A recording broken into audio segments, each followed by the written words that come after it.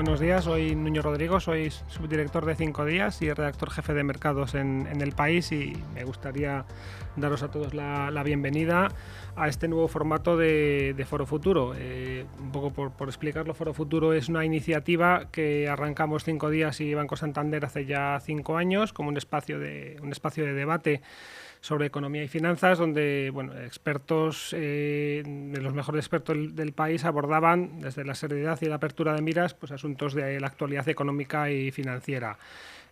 Foro Futuro sigue adelante y hoy arrancamos este nuevo formato, y por eso estamos aquí, y espero que estemos cómodos, que estemos a gusto, y que sobre todo que los lectores, los que nos vean en las retransmisiones, estén también contentos con la iniciativa, que yo creo que puede ser muy interesante. Como sabéis, hoy venimos aquí a hablar de tokenización y dinero digital. El concepto de dinero es más complejo de lo que solemos pensar. Son los billetes que llevamos en la cartera, aunque cada vez tenemos menos billetes. El dinero ya es básicamente digital. Y es normal que sea así. El dinero tiene parte de convención social y parte de componente normativo. Todos tenemos que aceptar el dinero como es, el dinero tiene que ser aceptado por los demás, y ahora mismo en todos los países el dinero es de curso legal, es obligatorio aceptarlo.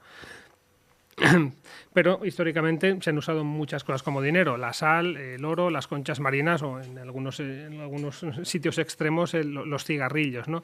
Por eso es el tema de la convención social, ¿no? El dinero, como vemos, no es inmutable, y es lógico que la tecnología cambie lo que entendemos por dinero, las formas de dinero.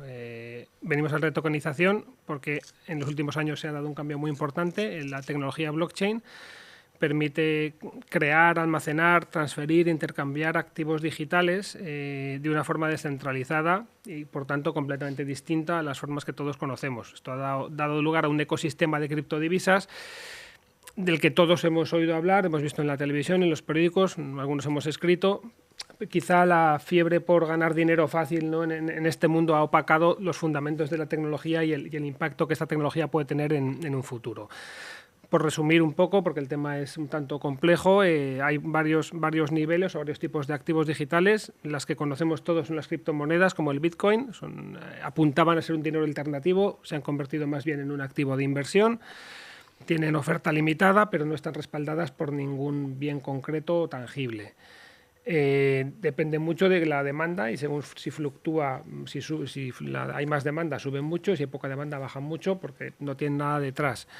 Tienes las stablecoins, criptodivisas iguales que estas, pero ligadas y respaldadas por activos financieros, dinero, otro tipo de bienes. Por el contrario, este tipo de divisas, también de emisión privada,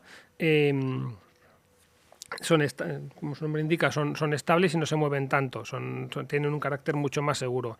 Y finalmente tenemos muchos bancos centrales, la mayor parte en el mundo, están creando sus propios proyectos de dinero digital, que sea la versión digital del dinero en efectivo actual.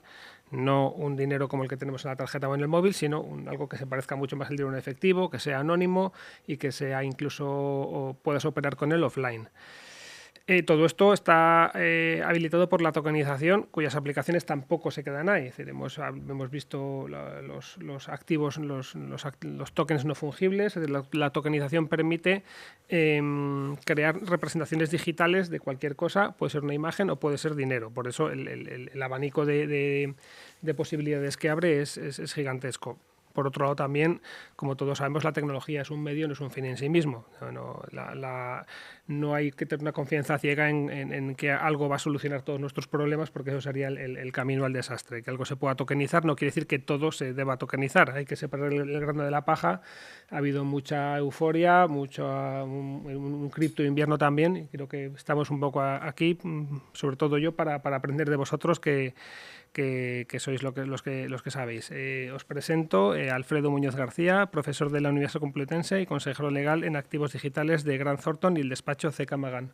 Buenos días y bienvenido. Muchas gracias, y a ti, al Banco Santander y a 5 días. Encantados de teneros aquí, ¿vale? Luego tenemos Julio Faura, que eres el CEO de Adara. Buenos días y bienvenido. Encantado, muchas gracias, y lo mismo, muchas gracias a ti, a Santander y y a 5 días. Vale, pues muchas gracias. Y tenemos perdona, pero es que se me ha... A Juan Jiménez. Perdona, Juan Jiménez. Justo no me ha aparecido en el Juan Jiménez. No te preocupes. Soy el director de Políticas Públicas Digitales del Grupo Santander. Y encantado de estar aquí con unos maestros en esto, ¿no? En la tokenización del dinero. Pues bienvenido, disculpa por el despiste, son cosas de directo, como decíamos antes. Exactamente. Bueno, os cuento un poco la mecánica. Tenemos unos 45 minutos más o menos de debate. Este debate está siendo grabado, para su retransmisión en las principales plataformas de podcast, en audio o en audio y vídeo. Luego también hay una cobertura editorial que se publicará en el 5 días el próximo 9 de julio, que será también cuando esté disponible la retransmisión. Me gustaría también, os lo digo un poco, como antes hemos empezado hablando de la Eurocopa, yo como el árbitro, si habláis entre vosotros y interpeláis y mejor, y cuanto menos se me entienda a mí, porque soy el que menos sabe, pues creo que es preferible, no por nada, sino porque luego el debate, el resultado es mucho más natural. Y antes de arrancar, sí me gustaría que empezar, para centrar un poco el tema, preguntándoos a cada uno de vosotros, para alguien que no sepa nada de esto, ¿qué es la tokenización y cómo puede afectar a lo que entendemos por dinero o lo que entenderemos por dinero dentro de 3, 5 o 10 años? No sé si Julio, Juan o Alfredo, ¿quién se anima a empezar? Julio. Bueno, encantado.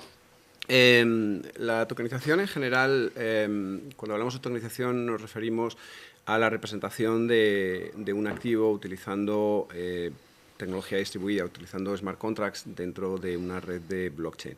Concretamente, cuando hablamos de dinero tokenizado, yo creo que conviene aclarar primero qué es dinero versus qué no es dinero, ¿vale? Porque la definición de dinero es perfectamente conocida y es una cosa, pues, vamos, bastante estandarizada. Realmente hay 4 tipos de dinero en el mundo. Están los billetes, efectivamente, que es se dice un bearer's instrument, o sea, un activo al portador, vamos a llamarle, que efectivamente es anónimo, está respaldado por el Banco Central. Y luego tenemos 3 tipos de dinero digital. Uno de ellos es el dinero de Banco Central en los sistemas de los bancos centrales, que es un dinero al que solamente acceden los bancos, porque lo utilizan para liquidar operaciones en los mercados mayoristas. O sea, cuando un banco procesa un pago en nombre de un cliente, cuando tú quieres hacer un pago, pues le pides a tu banco que te tramite un pago para otro cliente en otro banco, pues este es el sistema que utilizan para que un banco le pague al otro banco y así el otro banco te pueda pagar te pueda pagar a ti, vamos a pagar al cliente que recibe, ¿no? Y luego ese es un dinero que es digital, lo que pasa es que vive en un sistema propio del Banco Central, ¿no? En un sistema informático propio del Banco Central.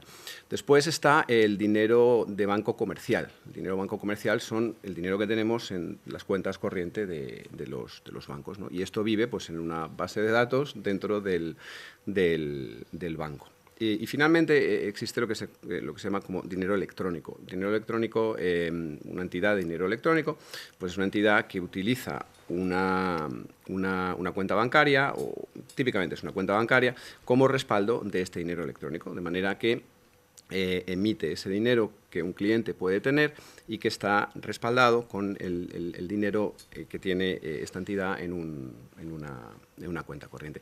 Y realmente estos son los 4 tipos de dinero. Cuando hablamos de tokenización de dinero, sencillamente estamos hablando de realizar este mismo dinero, de emitir este mismo dinero por cualquiera de estos actores, que son o el Banco Central, o un banco comercial, o una entidad de dinero electrónico. Lo que pasa es que utilizando no una base de datos en un sistema informático convencional, un core banking system que se llama, sino smart contracts sobre una red de blockchain, ¿vale? Y esa red de blockchain puede estar descentralizada o no, puede estar gobernada por el propio banco o por el propio Banco Central, o puede ser una red más abierta, puede ser una red descentralizada gobernada por un consorcio, o incluso podría ser teóricamente una red pública, ¿no? Incluso una red pública completamente descentralizada, como puede ser la red de Ethereum o algo así, ¿no? Entonces, lo que sí hemos visto bastante avance en los últimos, yo voy a decir en los últimos 2 años, es en el entendimiento de que es posible efectivamente tokenizar dinero, crear dinero tokenizado, que legalmente es lo mismo que el dinero real, o sea, estas 4 variedades, digamos, de dinero que hemos hablado, y lo único que pasa es que se utiliza un sustrato tecnológico distinto, y esto tiene pues toda una serie de ventajas, como es la programabilidad, la transparencia, la accesibilidad, etcétera, que hablaremos ahora un poquito más de ello, ¿no? Entonces, es importante entenderlo porque, como decías antes, ha habido mucha confusión en cuanto a la mezcla, digamos, de instrumentos monetarios regulados, como es el dinero, como acabamos de decir, en comparación con lo que pueden ser bitcoins, lo que puedan ser, o incluso stablecoins, etcétera, que no son dinero, son otra cosa. Se puede utilizar para comprar y vender, sí, posiblemente, pero no caen dentro de la definición clásica, digamos, de lo que podríamos llamar el dinero. Yo creo que la industria ahora está en un punto bastante interesante, porque una vez que se ha dado cuenta de esto, pues ahora se abre la posibilidad a empezar a utilizar este dinero tokenizado en toda una serie de aplicaciones financieras, como son aplicaciones de pagos, aplicaciones de inversión, muchas cosas, ¿no? Pues muchas gracias. Yo sí puedo complementar, muchas gracias. Bueno, Julio lo ha comentado muy bien y casi que nos ha hecho el panel, ¿no? Ya nos ha desvelado un poco estas 4 tipologías de dinero, tal y como las entendemos hoy en día. Ese es el dinero tradicional. Efectivamente, con la tokenización del dinero tradicional se puede ir hacia un dinero virtual, hacia una representación digital de ese dinero, utilizando la tecnología de blockchain o de registro distribuido. En cualquier caso, cualquiera de estas expresiones de dinero tiene que cumplir con los 3 principios fundamentales del dinero, que son unos principios, bueno, que se estudian en economía y que nos retrotraen a la universidad, ¿no?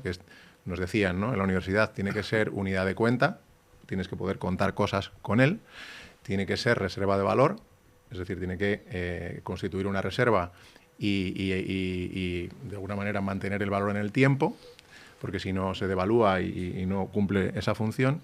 Y tiene que ser también medio de pago, tiene que servir para hacer transacciones financieras, intercambios financieros, intercambios comerciales, expresar en unidades monetarias los bienes y los servicios, ¿no? Y esas 3 condiciones, pues no siempre se han cumplido. Hay algunas expresiones de valor, como las criptomonedas, pues que no han podido ser medio de pago. Había mucha fricción en los medios de pago como para que las criptos más puras o de las que hemos vivido desde el fenómeno Bitcoin pudieran funcionar como medio de pago. Tampoco aguantaban bien o reservaban bien el valor. Y por eso la llegada de las stablecoins, como has comentado en tu introducción, divisas con un valor estable, porque tienen un respaldo o de una cesta o de un instrumento tradicional que aguantan ese valor en el tiempo. La unidad de cuenta es importante, ¿no? También para poder contar efectivamente la riqueza. Cualquiera de las expresiones de dinero digital por las que apostemos en la industria tienen que seguir cumpliendo estos 3 principios. ¿Y por qué ahora la tokenización del dinero ha tomado una aceleración desde 2022? Probablemente estamos viendo en el mercado. Porque el dinero tiene que acompañar el fenómeno de la tokenización de los activos financieros, que lo estamos viendo, estamos siendo testigos de tokenización de bonos, tokenización de renta variable, tokenización de fondos de inversión por el lado financiero de las cosas, y también la tokenización de los activos del mundo real, la tokenización de inmuebles, la tokenización de derechos, la tokenización de cosas físicas que necesitan un trasunto, una traslación financiera que se comporte de igual manera y que viva en el mismo sistema. Y es por esto por lo que creemos que la tokenización del dinero es una ola muy relevante en la que, desde luego, la industria financiera va a estar muy presente. Muchas gracias. Alfredo. Bueno, pues muchas gracias a los que me han antecedido en el uso de la palabra. Yo creo que han dicho muchísimas cosas y, bueno, pues voy a añadir algunos elementos, sobre todo desde la parte legal, que es mi expertise, mi pequeño expertise. A ver, es necesario, para que algo sea dinero, sea considerado dinero, que tengamos estas 3 características de las que ha hablado Juan, ¿no? Que sean unidad de cuenta, que sean reserva de valor y que sean un medio de cambio. La unidad de cuenta, por ejemplo, tenemos a Bitcoin reconocido como moneda de curso legal desde un punto de vista jurídico en El Salvador, y ni siquiera es unidad de cuenta allí en El Salvador, sigue siendo la unidad de cuenta al dólar, ¿no? Por la complicación que tiene derivado de la volatilidad que tiene este tipo de criptomonedas, ¿no? Que puede ser muy utilizada como instrumento de cambio. Aquí en España yo creo que hay más de 3.000 empresas que aceptan como medio de pago el Bitcoin, ¿no? y algunas otras criptomonedas, pero obviamente como aquí no tiene la naturaleza de dinero, lo que hacen es considerártelo como la permuta de un activo por otro. Tú aquí en España puedes pagar cualquier obligación si la otra parte te lo consiente con cualquier medio que tú consideres, pero pues yo puedo pagar entregando un inmueble, puedo pagar entregando un coche, pero eso implica que hay una permuta de un activo por otro, por lo tanto no es un medio de cambio reconocido por el legislador. Entonces, si no cumples esos 3 elementos que ha dicho Juan, pues estás fuera de la consideración de dinero. Bitcoin es hoy por hoy un activo de inversión altamente volátil y especulativo, pero es un activo de inversión en el que ya tenemos ETFs, por ejemplo, en Estados Unidos, invirtiendo grandes cantidades de recursos, porque se considera, aquí ya hay en Europa algunos bancos que están invirtiendo también, o en Andorra, o sea, no tienen ya licencias bancarias para realizar este tipo de actividades, pero sigue siendo un instrumento de inversión. Bitcoin no lo puede ser, se abren las stablecoin. Las stablecoin, como también ha dicho Julio, pues pueden ser o no pueden ser dinero según sus características. Nosotros en Europa tenemos una regulación de 2 stablecoin, las que llamamos toques referenciados activos, que son las clásicas stablecoin, que está dudoso si realmente es un activo de inversión o es un activo monetario, y como se mantienen ahí en una situación neutra, pues es complicado utilizarlas como medios de pago, ¿no? Porque además pueden estar referenciadas al dólar, pueden estar referenciadas a una cesta de activos, etcétera, entonces es complicado. Y aparece una tokenización. Por cierto, la tokenización sirve para representar, pero también estamos empezando a ver supuestos regulados de incorporación de derechos, no solamente de representación, sino que el derecho ya nace ex novo dentro del registro distribuido, y por tanto son activos nativos que representan un derecho ya determinado, porque así lo contempla la ley, porque la ley le otorga esos efectos de que la emisión incorpora directamente ese derecho. Por ejemplo, estamos viendo en mercados de valores, en el régimen piloto, las acciones, los bonos, etcétera, que están ahora mismo en pruebas y que se está en el marco del sandbox aquí en España, por ejemplo, que hay varios proyectos muy interesantes, pues y aquí las emisiones se producen desde el propio registro distribuido. Y estamos viendo, por ejemplo, como hay otras legislaciones que se están aprobando en Reino Unido, en Francia, yo estoy pidiendo que aquí en España también lo hagamos, en el que se está permitiendo tokenizar lo que llamamos títulos valores. Por ejemplo, la letra, el pagaré, el conocimiento de embarque, la carta de porte, etcétera. Y eso ya incorporaría el derecho que representaría, por ejemplo, mercancías externas, o un derecho de crédito que representa el pagaré o la letra,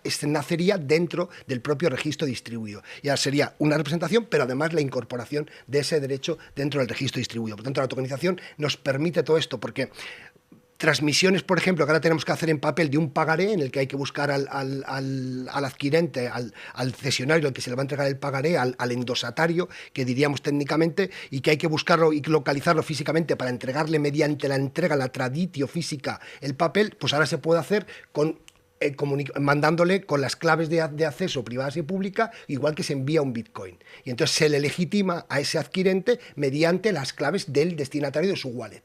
Entonces lo que estamos haciendo es facilitar la transmisión de todos estos derechos. La mercancía que viene, por ejemplo, desde China al puerto de Valencia y viene en un contenedor, esta mercancía se transmite mediante un papel, que es el llamado conocimiento de embarque. A veces la mercancía llega al puerto de Valencia y el papel no ha llegado todavía. Porque ese documento viene en vía aérea y a lo mejor se ha perdido, se ha extraviado, se ha duplicado, etcétera. Entonces, ese documento ya se va a poder utilizar esta tecnología si tuviéramos una ley. Ya lo hay en Francia o en Reino Unido, por poner algunos ejemplos. Entonces, ya puedes transmitir esa mercancía transmitiendo el soporte, el registro electrónico que la representa. Esto, por ejemplo, es la tokenización. Y respecto del dinero, yo coincido completamente. Si no tenemos un dinero tokenizado, es muy difícil generalizar el uso de la tokenización. La prestación dineraria está en todas las relaciones. Todos compramos o vendemos y utilizamos el dinero, es el medio de cambio. Y entonces tenemos que darle valor a ese dinero. ¿Y qué dinero tokenizado vamos a tener o podemos tener partiendo de lo que han dicho Juan y Julio? Pues hay 4 categorías de dinero tokenizado básicas que yo veo. Uno, las stablecoin. Esta es más relativa, porque puede que no tengan realmente, pueden ser medio de cambio, pero no es tan fácil que tengan esa característica de dinero. Los e-money tokens, claramente, el dinero electrónico tokenizado es un dinero claramente reconocido por el legislador, así está en el reglamento de la Unión Europea, tiene que ser solamente emitido por entidades de crédito o entidades de dinero electrónico, ese dinero electrónico al que se refería Julio, pero ahora lo tokenizamos, entonces esa sería la segunda categoría. La tercera serían esas monedas digitales de Banco Central. Aquí estamos con el proyecto del euro digital y ya veremos a ver dónde termina este proyecto, pero es nuestro dinero físico que es dinero de Banco Central, ahora lo tokenizamos. Y por lo tanto se nos permitiría a los ciudadanos normales, no solamente a las entidades de crédito, acceder a las reservas del Banco Central, acceder a su balance. Esto es muy problemático y esto lo dejo claro porque puede generar una crisis financiera tremenda, y por eso el Banco Central dice solo vais a poder tener 3.000 o 4.000 euros digitales, porque si os doy más puede que la gente me genere problemas de tensión con la banca. Y la cuarta fórmula, que es la que yo vengo defendiendo desde hace tiempo, porque creo que nos permitiría una tokenización rápida sin demasiado ruptura del mercado, especialmente el sistema financiero, son los depósitos tokenizados. Es otro dinero al que se refería Julio, que es la cuenta corriente, ¿no? Nuestros saldos de cuenta corriente, poder tokenizarlos. Y entonces tú tienes tu saldo de cuenta corriente con tu garantía del Banco Central, de tu fondo de garantía de depósitos, 100.000 euros por persona y entidad aquí en España, no la pierdes, pero decides coger un trocito de tu saldo de cuenta corriente, tokenizarlo y utilizarlo en la tecnología de registro distribuido, en blockchain. Y esto poder aplicar todas las eficiencias de esta tecnología. Esas serían las 4 fórmulas más básicas de dinero tokenizado que creo que vamos a ver. Yo creo que ya tenemos 2 reguladas, cuya aplicación, la normativa ha entrado en vigor el día 30 de junio, por lo tanto este domingo pasado, y ya tenemos algunos instrumentos en el mercado, algunos que son bancarios y otros que no son bancarios, que representan esas fórmulas, que son las stablecoin y sobre todo los e-money tokens. Yo creo que en breve vamos a ver los depósitos tokenizados. Esta es mi apuesta, ¿no? El euro digital puede que tarde más por los problemas que plantea en el mercado.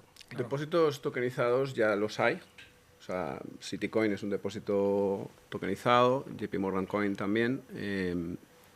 Nosotros humildemente estamos ayudando a bancos a poner esto en producción ahora mismo, y lo que sí que hemos visto en los últimos años es que efectivamente ellos han pasado los bancos han pasado sus procesos de estudio legal, sus opiniones legales, y bajo IFRS y bajo US GAAP les ha salido que efectivamente los depósitos tokenizados son depósitos.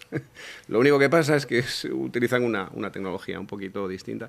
Yo, por complementar lo que decías, es verdad que o sea, existen estas formas, etcétera, pero lo que hay que reconocer es que el 90 y tantos % del dinero de toda esta masa monetaria de la que hemos hablado son depósitos bancarios. Y estos depósitos bancarios se crean contra crédito, fundamentalmente por parte de los bancos. Entonces, lo que sí que creo que es muy importante es que de cara a tener dinero tokenizado que habilite todos los casos que estabas hablando de tokenización de activos para poder transaccionar con ellos y para poder hacer todo el servicing, etcétera, etcétera, lo que es importante es que hemos entendido que no es necesario crear un nuevo tipo de dinero, no es necesario utilizar criptomonedas, no es necesario utilizar nuevas formas de dinero. Lo que sí es necesario es que el dinero que tenemos o digamos los instrumentos legales que funcionen sobre el sustrato tecnológico que es el que habilitó las criptomonedas, ¿no? y los activos tokenizados. Y eso yo creo que es algo en lo que sí que hemos avanzado mucho en los últimos 2 años. Una vez que eres capaz de crear depósitos tokenizados o las otras formas sobre un sustrato tecnológico similar, entonces habilitas toda la posibilidad de hacer compraventas y servicing de estos activos tokenizados. Yo creo que eso estamos de acuerdo y es una cosa que hemos visto bastante claramente en los últimos 2 años, diría yo. A la hora de explicar a alguien profana, a un usuario normal, de la panadería de la esquina, si tuviéramos que explicarle qué es el dinero tokenizado y sobre todo qué diferencias o qué ventajas tiene respecto al dinero que tiene él en su cuenta, dice, es que yo ya tengo dinero en el móvil o ya tengo dinero en un banco que no veo, ¿cómo le explicaremos esta diferencia? ¿Los smart contracts que contabas? Sí, probablemente sí. Hombre, la persona que igual no tiene una formación financiera no lo piensa mucho. Lo que quiere hacer es esos 3 principios fundamentales del dinero. Quiere ahorrar, quiere pagar y quiere tener controlado cuánto dinero tiene en su cuenta y cuánta riqueza acumula probablemente, ¿no?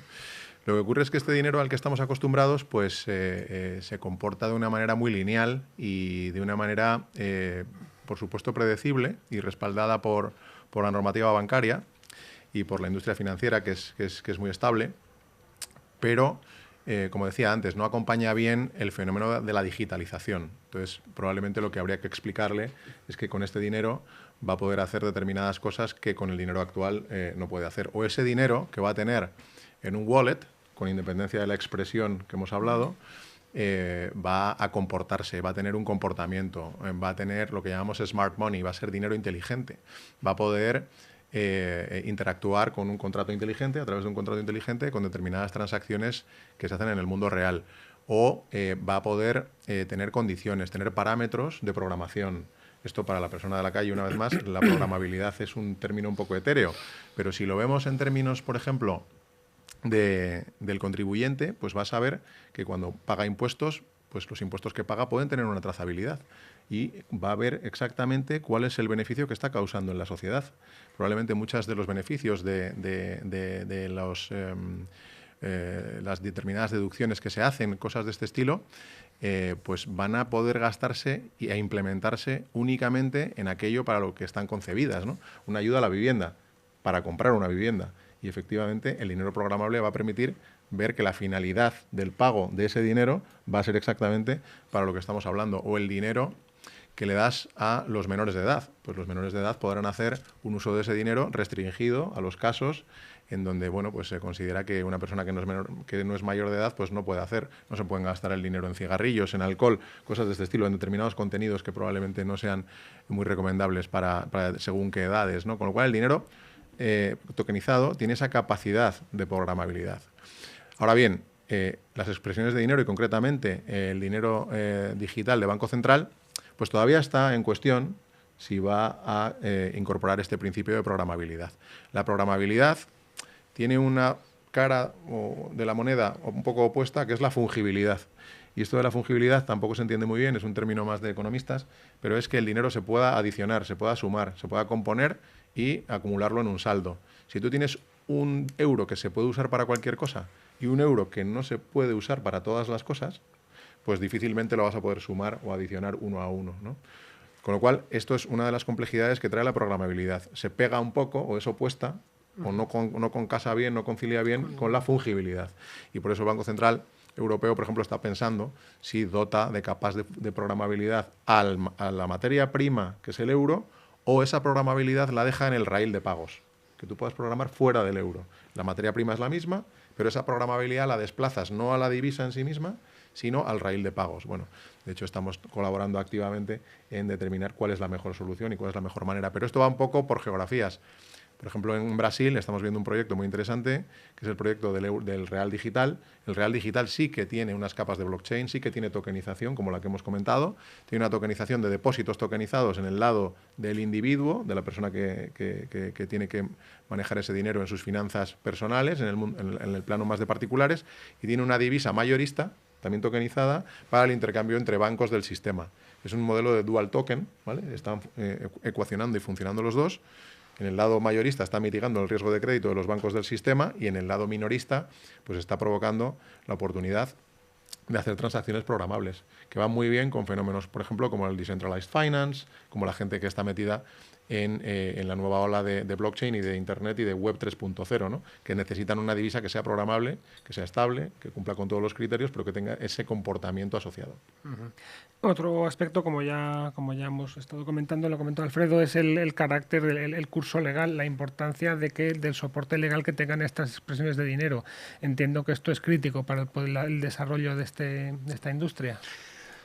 Bueno, depende sobre todo de la aceptación social. Yo creo que un e-money token, por ejemplo, es un instrumento que puede ser muy aceptado y en realidad un e-money token plantea problemas porque en realidad no es un dinero directo, ¿no? Sino que es un dinero que está respaldado por la propia entidad emisora con fondos bancarios y con otro tipo de instrumentos altamente líquidos que puedan recuperarse rápidamente.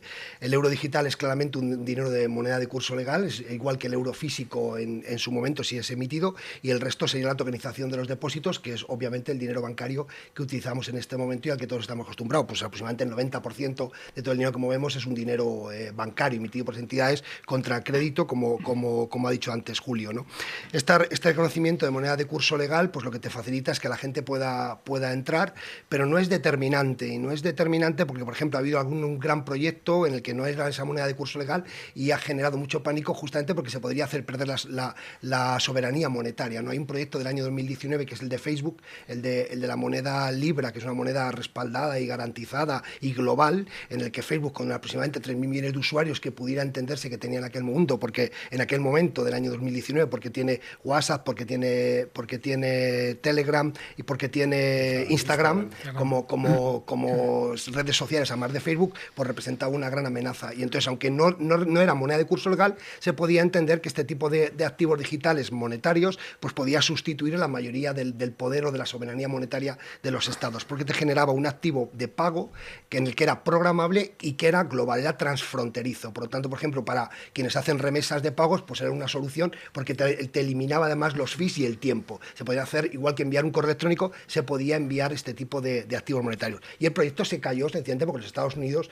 entre la mayoría de los estados, aquí en Europa también, decidieron bloquearlo. Pero eso puede existir en algún momento. Y hay la característica moneda de curso legal no lo sería, pero tampoco tendría mucha relevancia. Hay estados en los que sencillamente pues, han buscado una alternativa monetaria de este tipo, ¿no? Y utilizan stablecoin. Tether, por ejemplo, que aquí en Europa no tiene licencia, ni porque ha decidido no venir y acogerse a la normativa europea, pues es un instrumento que está siendo utilizado en el comercio internacional, en relaciones transfronterizas y en algunos estados que tienen un sistema bastante débil, ¿no? Y por no citar alguno, pero que son estados que su política monetaria, su banco central está muy debilitado y lo que han hecho es sencillamente ahorrar en Bitcoin o en stablecoin y pagar con stablecoin, con Tether. Entonces ya han sustituido. ¿Por qué? Porque el Tether, teóricamente tienes detrás de cada Tether $1 y puedes acudir a un banco internacional que tiene esa reserva y cambiarlo por dólares, pero ya no es tan fácil hacerte un corralito, porque tendrían que ir a la entidad emisora de Tether para poder hacer ese corralito. Entonces ahí se ha debilitado el sistema en algunos estados que no tenían una gran moneda o un gran respaldo por parte de su población. Ahí quería un poco apostillar un poco. Sí, el tema de las stablecoins es un fenómeno muy, muy interesante, en donde efectivamente hay algunas que han decidido venir a Europa con MiCA. Por ejemplo, es el caso de Circle con su USDC y con el EuroC, que es la divisa que tiene la stablecoin en euro. Y tiene sentido que así lo hagan. En el caso de Tether, pues no lo han hecho. Pero claro, cuando miras una stablecoin, y además en Basilea, en el mundo de la regulación de depósitos, pues viene un pliego entero ahora de criptoactivos, ¿no? Y toca muy bien el mundo de los stablecoins y cómo tiene que ser el mecanismo de redención y el mecanismo de liquidez. Ese 1 a 1 no está claro del todo. Es decir, no guardan $1 por cada stablecoin que ponen en circulación. No es 1 a 1 puro. Es cash y cash equivalents, que le llaman. O sea, instrumentos líquidos que en un momento normal de mercado podrías convertir en dinero, podrías convertir en ese euro o en ese dólar de manera prácticamente instantánea. Pero los que hemos vivido alguna crisis financiera, sabemos que cuando hay un problema en el mercado, pues los actores de ese mercado se comportan de manera nerviosa, evidentemente. Y hay que mirar muy bien quién es el custodio. Claro. ¿Quién hace la custodia de esos mecanismos de respaldo? Probablemente es un banco comercial. Y en muchas ocasiones no es un AAA. Es un banco que ha tenido a bien abrir una cuenta con ese emisor de stablecoin. Entonces, los mecanismos que se llaman en economía de PEG, es decir, de respaldo o de alguna manera de, ¿cómo se llama?, de vincular el precio de un activo con el precio de otro, históricamente, si miramos todos los PEGs que ha habido en el mercado, pues todos ellos han terminado rompiéndose, ¿vale? La pesificación y dolarización de Argentina, eso es un PEG que se estudia en los libros de economía, se rompió. En este caso es un PEG sintético, artificial, y hay que ver muy claramente dónde está depositado ese mecanismo de respaldo o en qué banco o en qué bancos, porque son varios, suelen ser varios, no suele ser solo uno para diversificar, ese mecanismo de respaldo está, ¿no? Con lo cual las stablecoins es una solución bastante audaz y bastante interesante y que tiene un respaldo jurídico y regulatorio ahora, pero siempre hay que mirar dónde está el custodio y dónde se guarda el mecanismo de respaldo. Yo es que creo que es bastante importante incidir en eso, ¿sabes? Porque la gente se toma, el público en general me refiero, se toma las stablecoins pues eso, como si fueran monedas de curso legal y el nivel de riesgo que tienen pues no es el mismo que una cuenta bancaria. O sea, parece que es un euro, sí, porque en teoría pues puedes comprar algo que vale X euros con esto si te lo aceptan, pero claro, un depósito tokenizado tiene el mismo aspecto en el sentido que se supone será programable y será transmisible, será transparente y todas estas cosas, ¿no? Y acoplable a aplicaciones y trazable y todo lo que habéis dicho, pero no deja de ser un depósito bancario, por lo cual está sujeto al Fondo de Garantía de Depósitos. O sea, un euro en una cuenta de Santander pues no es lo mismo que un euro en una cuenta de un neobanco por ahí, pues porque tiene un rating de crédito distinto y está sujeto a una legislación que es conocida, que es el acto bancario, vamos, lo que es la ley bancaria, ¿no? Mientras que un Tether, pues en teoría es lo mismo, pero el nivel de riesgo que tiene es completamente distinto, porque cómo hacen la gestión del acoplamiento, como tú dices, entre las stablecoins y el balance que tienen de respaldo, pues eso no está regulado. Entonces los bancos tienen que cumplir con una regulación que es muy dura y que es y está muy pensada pues, para que sean estables y para que le den una seguridad a los clientes que tienen realmente, ¿no? Y todo eso pues no pasa en el caso de los stablecoins. Entonces es muy difícil, yo creo, para el público en general entender el nivel de riesgo que supone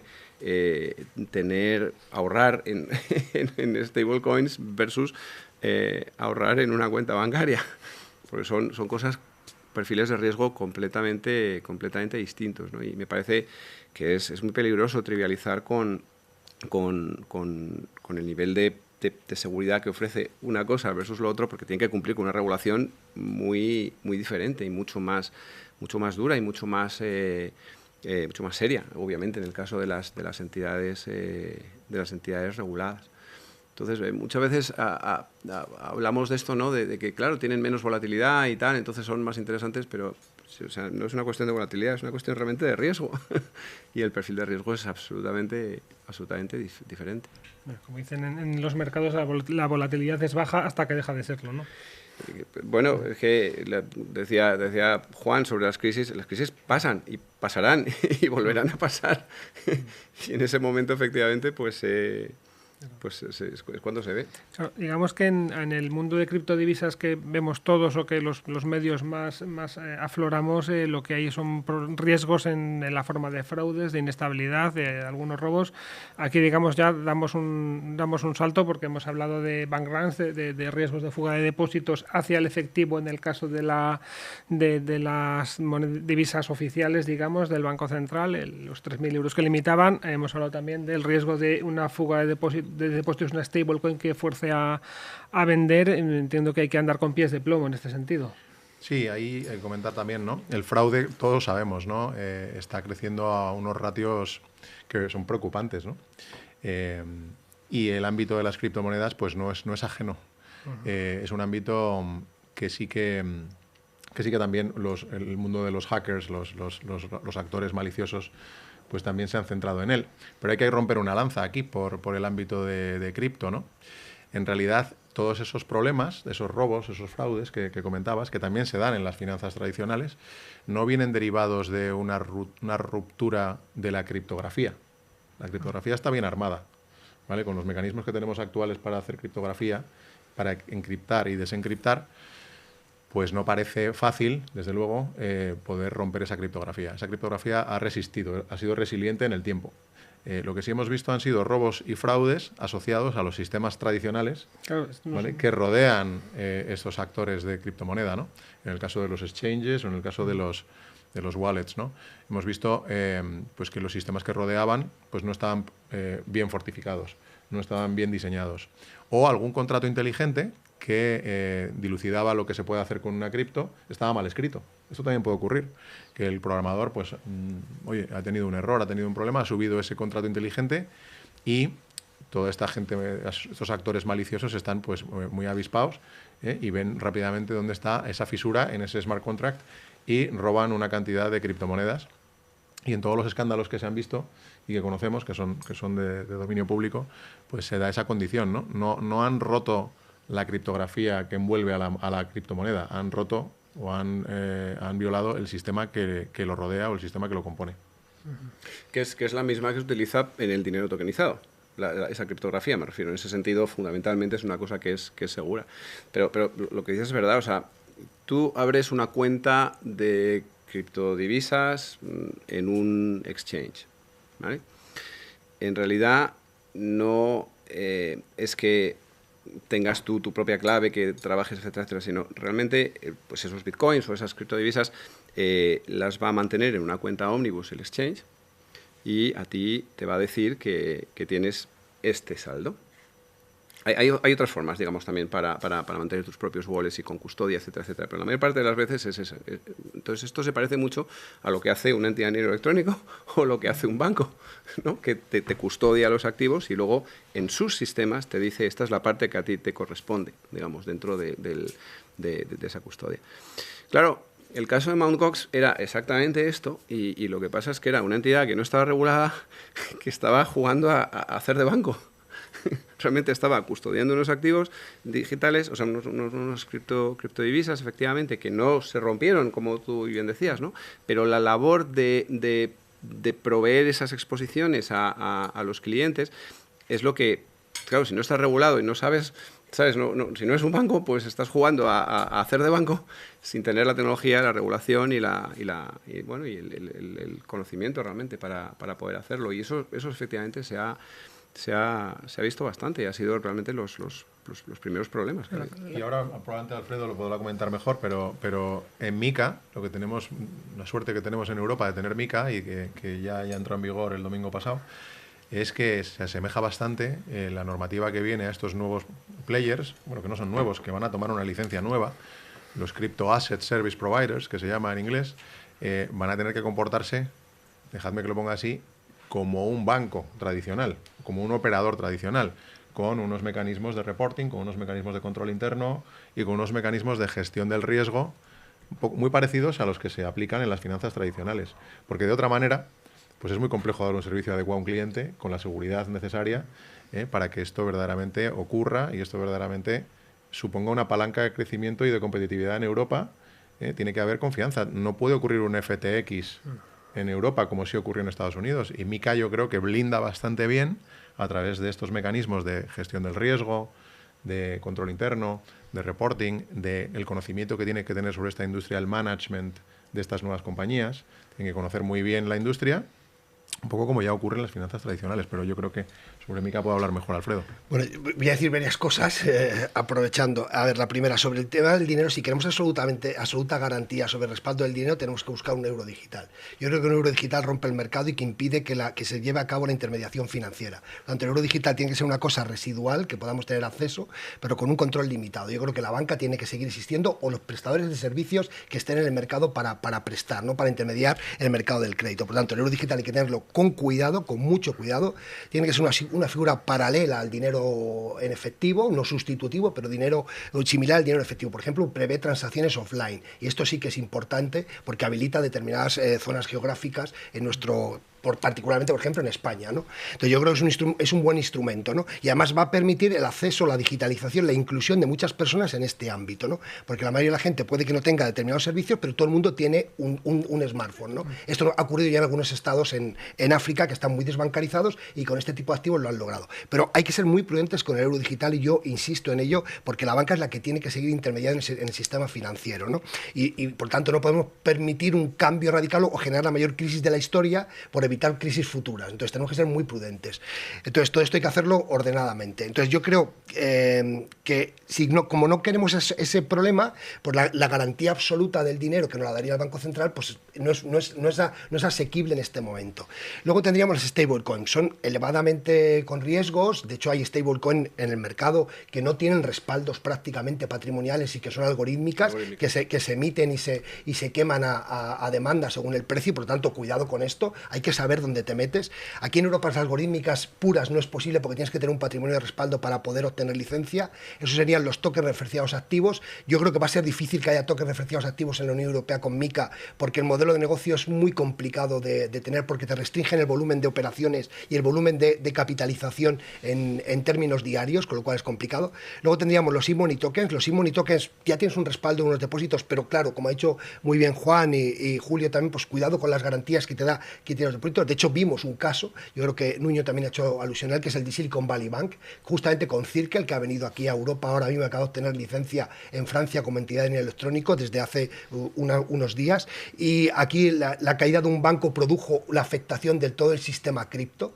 porque las reservas de Circle en gran parte estaban en ese banco, y entonces se cayeron y volvió a recuperar su cotización cuando la Fed dijo, la Reserva Federal, voy a respaldar todos los depósitos de todas las entidades que están en crisis, entre ellas la de Silicon Valley Bank. Entonces, por eso yo defiendo los depósitos bancarios, porque tú decides tu nivel de garantía, porque tú decides cuántos depósitos tienes, dónde los tienes, y por tanto ya sabes cuál es tu nivel de garantía, 100.000 euros por persona y entidad. Entonces tú decides cómo mueves tu dinero, tokenizado o no, entre tus distintos depósitos, entre tus entidades bancarias. Entonces, y además es lo menos disruptivo, es lo que menos afecta al modelo de negocio actual, para que podamos utilizar esta tecnología con todas sus eficiencias, pero sin quebrar lo que tenemos y que hasta ahora más o menos está funcionando.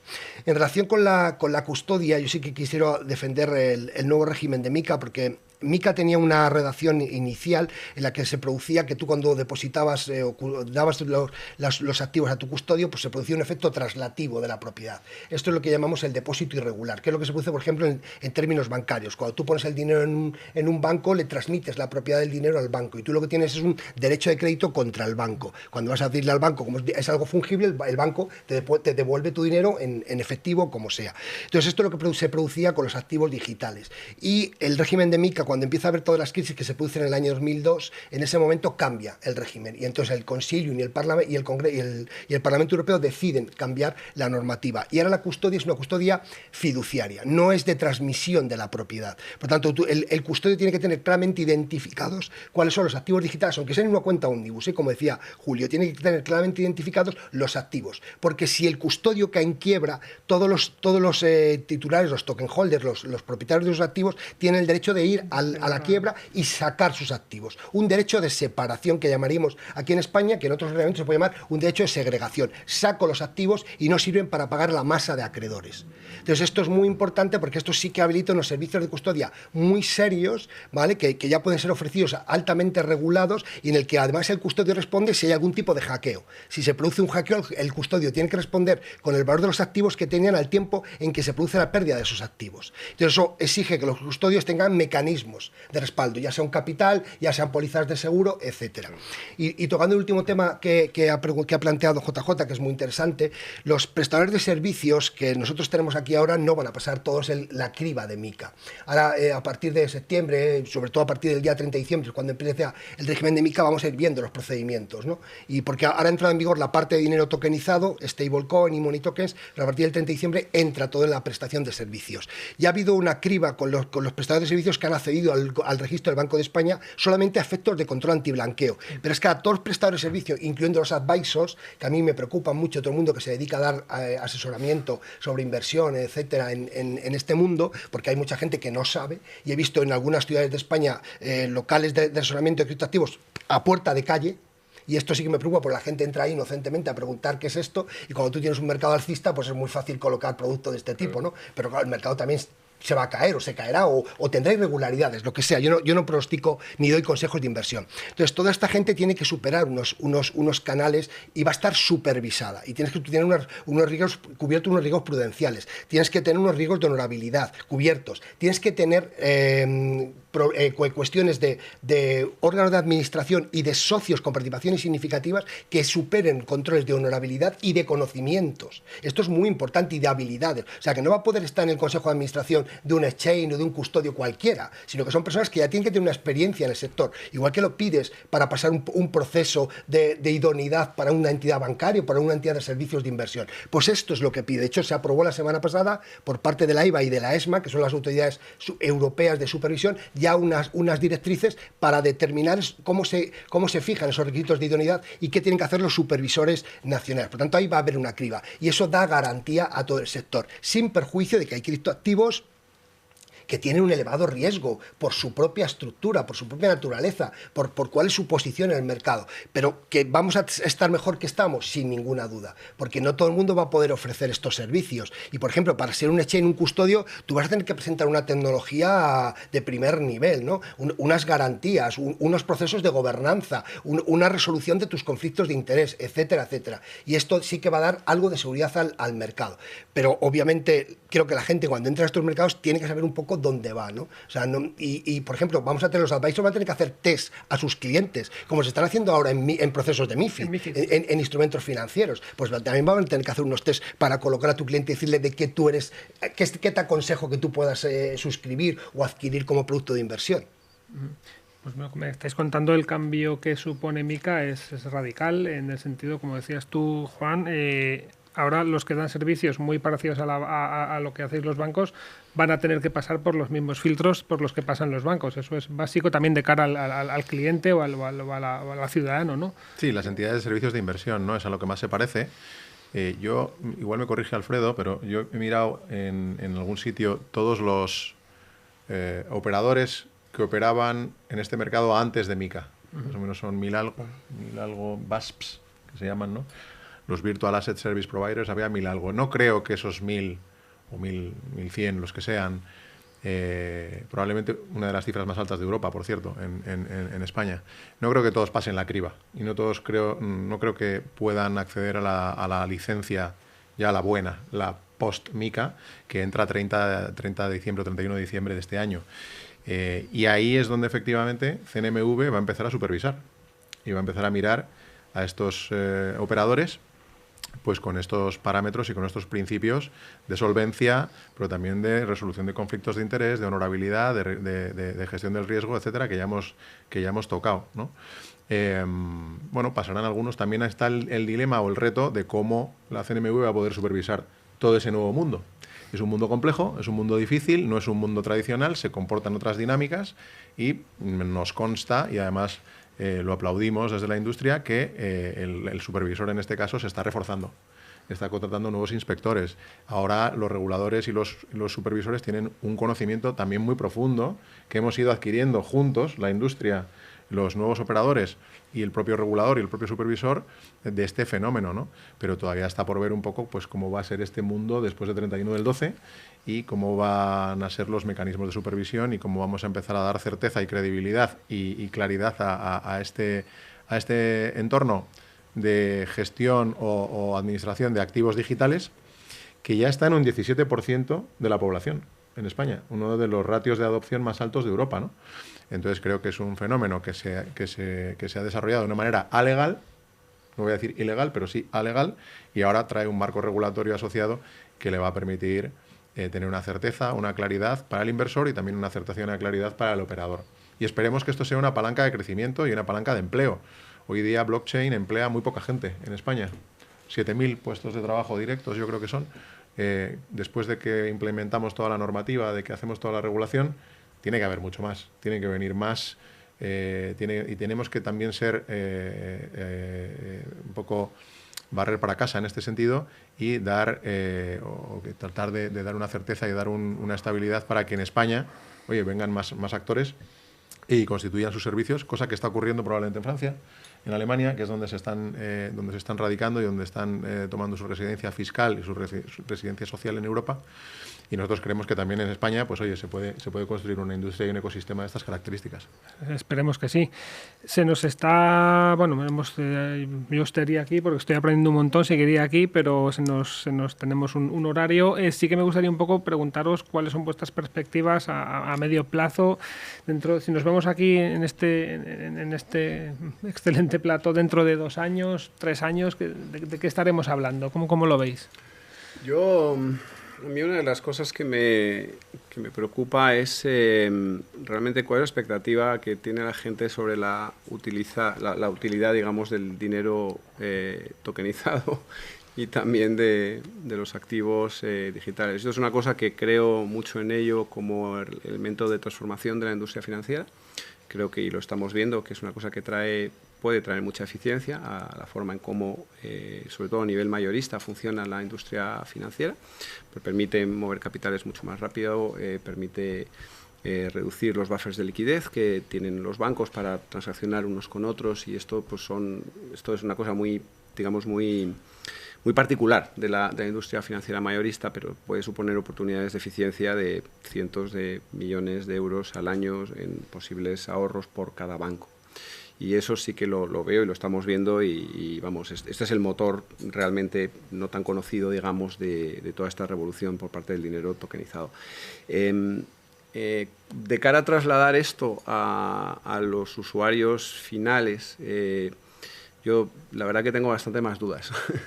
Porque gran parte de las razones para tener stablecoins y para tener formas de dinero digital es pues para poder liquidar más eficientemente o poder liquidar los activos cripto que estaban en un marco legal inexistente, como decíamos, y muy movido por un interés especulativo puramente. O sea, esto era pues una forma de sacar rendimientos rápidos. O sea, es que esto es como realmente empezó, ¿no? toda esta historia. Entonces, no sé, si vamos a regular todo esto para poder liquidar o poder, no sé, invertir o especular con criptomonedas, pues es mucho más complicado, porque si está en un marco regulatorio estable, pues tendrá fiscalidad y tendrá muchas de las razones por las cuales se metían en esto la gente que seguramente no van a aplicar, ¿no? Y luego además pues toda la burbuja o toda la subida grande que hubo, pues no parece que vaya a poder replicarse, ¿no? Una vez que el total de capitalización o de valor de mercado, digamos, de todas las criptomonedas, pues ya está en un valor que parece que es más o menos estable, ¿no? De 1 o 2 trillones, cuando, no sé, hablamos antes de Bitcoin como oro digital, digamos, pues las reservas totales de oro son como de 7 trillones. Entonces, más o menos como valor refugio, pues no parece que pueda crecer realmente mucho más, ¿no? Entonces, me preocupa encontrarle una utilidad y una razón para no sé, para seguir avanzando. Me refiero de cara a los usuarios finales. Muchas de las cosas que decías, Juan, son interesantes, pero me parece complicado, digamos, de ponerlas realmente en marcha. Van a tener unas derivadas de control por parte de las autoridades que no sé si van a ser muy populares en ese sentido. Y vamos, quiero decir, la forma que tienen realmente de controlar los pagos y lo que hace la gente con su dinero es a través de los bancos. Hay mucha regulación de prevención de blanqueo de capitales que los bancos tienen que cumplir, gracias a Dios, para evitar los usos ilegales del dinero, ¿no? Entonces, la verdad que no estoy muy seguro realmente de cuál es la verdadera utilidad. Sí que entiendo la idea de marginalizar el cash físico y de darle nuevos soportes en economías emergentes, o también, sí, pues para bueno, quitar un poco de fricción en algunos casos, como decías, con unos límites bajos, etcétera, etcétera, pero eso no es algo que vaya a mover la aguja. Estamos hablando del 2 o el 3% de toda la masa monetaria, pues es lo que es el efectivo. Entonces, me parece muy interesante, pero es no tan relevante, digamos, de cara a la transformación que se nos viene encima, ¿no?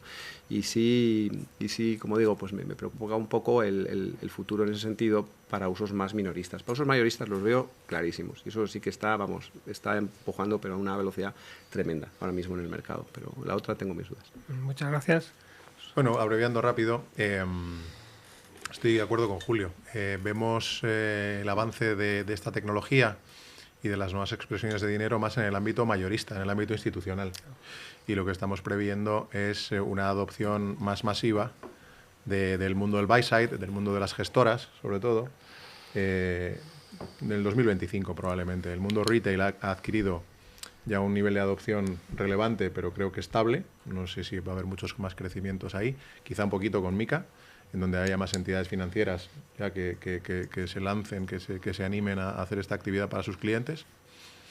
Pero el ámbito institucional es el que mueve la aguja, el que tiene los grandes flujos, y vemos a prácticamente todas las gestoras muy interesadas por este tema, ¿no? Los grandes BlackRock, Amundis, Fidelities de este mundo, están mirando esto constantemente. No solo ya para constituir fondos de inversión sobre activos digitales, sino para aplicar la tecnología de blockchain en la tokenización de sus fondos, que les permite ganar unas eficiencias bestiales y sobre todo en Europa, en donde vemos una industria de la gestión de activos muy fragmentada, un montón de gestoras y un montón de fondos. Y eso, multiplicando el coste de las gestoras de llevar los fondos, de calcular el valor liquidativo, de hacer los traspasos, pues es una cantidad ingente de dinero que se puede aplicar en otras cosas, ¿no? Con lo cual ahí sí vemos una adopción masiva del mundo institucional, probablemente de aquí a 1 año y medio, 2 años. Y luego lo que seguimos mucho son los proyectos del Banco Internacional de Pagos de Basilea, ¿no? del Visa Innovation Hub. Están lanzando proyectos constantemente para probar precisamente estas expresiones de dinero. Hay proyectos que son públicos, como por ejemplo Enbridge, el proyecto Marianas, el proyecto Pixtrial, que es un proyecto muy interesante para ver cómo funcionan las stablecoins y para desmitificar muchas de estas cosas probándolas en real y ver si funcionan en la economía real a gran escala o no. Y el proyecto Ágora, por ejemplo, que es un proyecto de tokenización de depósitos, que es la opción favorita y la opción que yo creo que tiene sentido, con un token mayorista de dinero de Banco Central funcionando como mecanismo de settlement y de compensación del riesgo entre bancos, ¿no? Es un proyecto muy relevante, muy ambicioso, con 7 bancos centrales a nivel global, en donde se van a aprobar además cross-border payments, que es una de las asignaturas pendientes, el poder transaccionar flujos entre diferentes geografías en el mundo, y ese es un proyecto que vamos a seguir muy de cerca y creemos que es un canal de innovación muy importante que está precisamente edificando todo el ámbito de digitalización con los depósitos tokenizados, que es donde probablemente más se va a enfocar la industria. Pues muchas gracias, Alfredo. Bueno, yo creo que en el ámbito institucional creo que está claro. Creo que los mercados de valores van a ser sustituidos en su régimen de representación, pues no sé si 2, 3, 4 años, no lo sé, no tengo la bola de cristal para verlo, pero creo que ahí las eficiencias son absolutamente notables. Creo que, por ejemplo, la ESMA ha dicho necesitamos un dinero tokenizado ya que nos permita hacer liquidaciones y compensaciones automáticas. Todas las infraestructuras de mercado, por ejemplo, aquí en España, yo creo que están en el sandbox, están utilizando una plataforma que agrupa negociación y liquidación simultáneamente en una única plataforma y por lo tanto necesitas un medio de liquidación que en este momento no está. El régimen piloto te habla primero del euro digital y si no, dinero de banca comercial tokenizado. Y yo creo que aquí o va a haber un euro digital mayorista o vamos a tener los depósitos tokenizados, yo creo que a corto plazo como medio de liquidación. En este momento ya es factible hacerlo con los e-money tokens de los que he hablado. Ya tenemos uno, por ejemplo, en el ámbito bancario en Francia. Entonces yo creo que este ámbito sí que es claro, pero lo que pasa es que esto es más institucional que de uso masivo, y creo que el uso masivo va a llegar justamente cuando los depósitos se tokenicen, porque creo que la puerta de entrada a todo este tipo de tecnología, salvo que el Banco Central viniera y empezara a regalar wallet de euro digital a todos los ciudadanos, entonces esto ya nos permitiría un uso masivo con las limitaciones, ¿no? Por eso creo que va a llegar antes los depósitos tokenizados, porque si el euro digital se prevé para, a lo mejor para el 26, pues yo creo que el año que viene posiblemente veamos depósitos tokenizados ya de un uso más asequible, y eso sí que puede masificar el uso, por ejemplo, las entregas, o sea, en las entregas contra pago, los pagos contra pago, ¿no? El que tú hagas, por ejemplo, pedidos de mercancía y cuando tú recibas la mercancía, tú firmes en la tablet del que te realiza la entrega y automáticamente se libere el pago desde el banco, porque puedes hacer programaciones de esa naturaleza que son muy sencillas y que se pueden estandarizar. Y eso sí que va a hacer un uso relativamente fácil y asequible para todos los usuarios en que puedan ver las aplicaciones prácticas fáciles y sencillas con programar un uso de entrega contra pago, por ejemplo. Y creo que es una de las cuestiones más relativamente sencillas, que cualquier banco puede tener personal que estandarice y programe, y que eso sí que daría visibilidad a todo esto. Si no, pues posiblemente el euro digital abra mucho el mercado con la wallet que pueda ser bancaria o no, y la gente empieza a ver las posibilidades de hacer pagos transfronterizos en segundos y con relativa facilidad, ¿no? Y eso pues permita utilizar otros medios de pago, como serían incluso los depósitos tokenizados, stablecoin y money tokens, etcétera. Muy bien, pues muchísimas gracias a los tres. La verdad es que ha sido para mí, al menos, ha sido un gran estreno de este nuevo formato de Foro Futuro. Creo que he aprendido muchas cosas.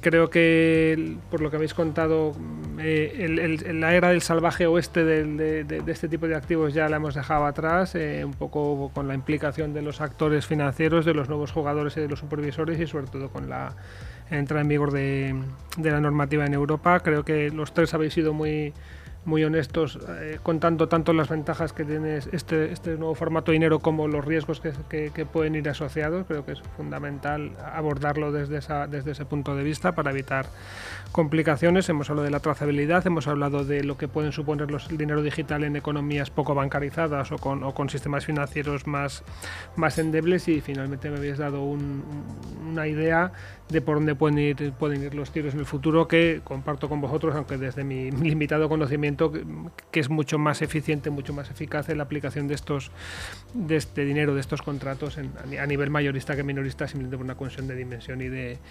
eficiencias. Nada, reiteraros las gracias a los tres, ha sido un placer, y pues cuando queráis nos volvemos a ver y seguimos comentando la jugada. Muy bien. Muchas gracias. Muchísimas gracias. Muchas gracias. Muchas gracias.